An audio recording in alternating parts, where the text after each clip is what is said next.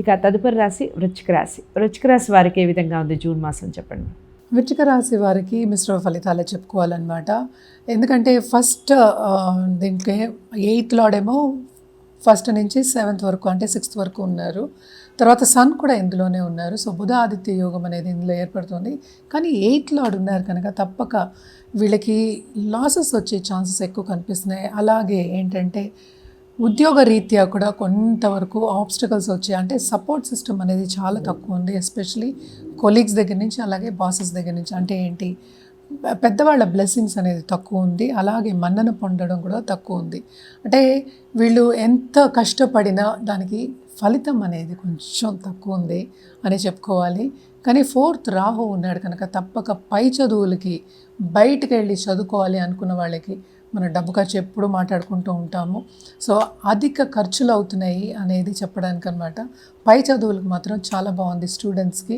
And also పై చదువులకి బయటకు వెళ్ళిన వాళ్ళందరికీ ఖర్చుతో కూడినప్పటికీ, శ్రమ పడినప్పటికీ వాళ్ళు అనుకున్నది కొంతవరకు సాధించే ఒక మంత్ కింద మనం తీసుకోవచ్చు అనమాట. అలాగే మనం చూసాము అంటే 3rd and 4th లోనేమో 5th లో ఉన్నారు. సో తప్పక తోబుట్టువులతో సన్నిహితంగా ఉండడం అనేది కనిపిస్తుంది. ఎందుకంటే కొంతవరకు శుభ సూచనలు అనేవి కనిపిస్తున్నాయి. మనం చూసామంటే first week off this month ఏంటంటే ఈ రాశికి అధిపతి ఏమో నీచ స్థితిలో ఉన్నారు. 9th హౌస్లో ఉన్నప్పటికీను నీచ స్థితిలో ఉన్నారు కనుక పైకి రావడం అనేది కొంచెం కష్టం. ఎందుకంటే సీక్రెట్ ఎనిమీస్ అనేవాళ్ళు తప్పక తయారవుతారు అనమాట. అలాగే మనం చూసాము అంటే 12th లార్డ్ 6th లో పడ్డాడు కనుక బిజినెస్ పీపుల్కి చాలా బాగుంటుంది ప్రస్తుతం. అంటే ఏంటి, డబ్బు అక్కడ ఖర్చు పెట్టాలి, డబ్బు ఖర్చు పెడితేనే ముందుకు సాగుతారు. సో లోన్స్ అనేవి తీసుకుని ముందుకు సాగే ఒక మంత్ కింద మనం వృశ్చిక రాశి వాళ్ళకి తీసుకోవచ్చు. అలాగే గవర్నమెంట్ రంగంలో ఉన్న వాళ్ళకి కానీ, గవర్నమెంట్ ఉద్యోగులకు కానీ బాగుంటుంది. అలాగే ఈ రాశిలో ఉన్న పాలిటీషియన్స్ కూడా వాళ్ళు అనుకున్నది సాధిస్తారు అని చెప్పడం జరుగుతుందన్నమాట. జూపిటర్ అంటే గురు చూపు తక్కువ ఉంది. అంటే 2nd and 5th lord 8th లో పడ్డాడు కనుక తప్పక వీళ్ళకి ఏంటంటే ప్రాపర్టీ ఇష్యూస్ కానీ, ప్రాపర్టీ అంటే మనం ఒత్తి ల్యాండెడ్ ప్రాపర్టీ అంటే ఏదైనా అవ్వచ్చు, ఇన్వెస్ట్మెంట్స్ కూడా అవ్వచ్చు అనమాట. దాంట్లో కొంతవరకు ప్రాబ్లమ్స్ వచ్చే ఛాన్సెస్ కనిపిస్తున్నాయి. అలాగే కోర్ట్ కేసెస్లో ఉన్నవన్నీ కేసెస్ ఉన్న వాళ్ళందరికీ కూడాను తప్పక ఏంటంటే ముందుకు సాగదు, అంటే స్తంభించిపోయే ఛాన్సెస్ ఎక్కువ కనిపిస్తున్నాయి అన్నమాట. మనం పరిహారాల విషయానికి వస్తే కనుక తప్పక వీళ్ళు ఫస్ట్ మార్స్కి అంటే ఏంటి కుజుడికి కంటిన్యూస్గా చేయడం, కుజ జపం చేయడం అనేది మంచిది.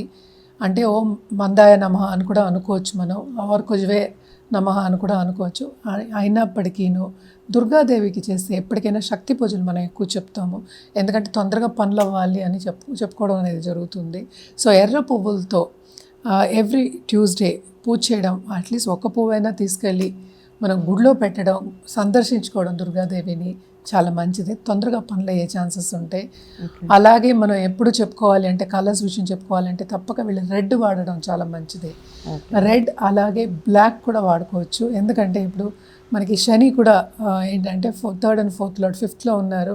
సో లక్ ఫేవర్ అవ్వాలి అంటే కనుక బ్లాక్ వాడుకోవచ్చు. సో ఎప్పుడు వేసుకోవాలి అంటే మంగళవారం అలాగే శనివారం కూడా మన ఈ కలర్స్ వేసుకోవచ్చు అనమాట. వీళ్ళకి ఇంకా బాగుంటుంది. రైట్. సో కాంబినేషన్ చాలా బాగుంటుంది, రెడ్ అండ్ బ్లాక్. ఏదేమైనా మిశ్రమ ఫలితాలు చెప్పారు. వృశ్చిక రాశి వారికి కూడా ఫాలో అయ్యే ప్రయత్నం చేయండి. ముఖ్యంగా పరిహారాలు చెప్పారు, వాటిని ఫాలో అవుతూనే అంతకన్నా ముందు జాతకాలని పరిశీలించుకోవడం మర్చిపోకండి. జాతకాలని డాక్టర్ ఆర్బి సుధ గారి దగ్గరే చూపించాలి అనుకున్న వారు స్క్రీన్ మీద కనపడే నెంబర్కి కాల్ చేయండి. వీడియోని లైక్ చేసి షేర్ చేయండి. ఛానల్ని సబ్స్క్రైబ్ చేసుకోవడం మర్చిపోకండి. తదుపరి రాశితో కలుద్దాం. నమస్తే.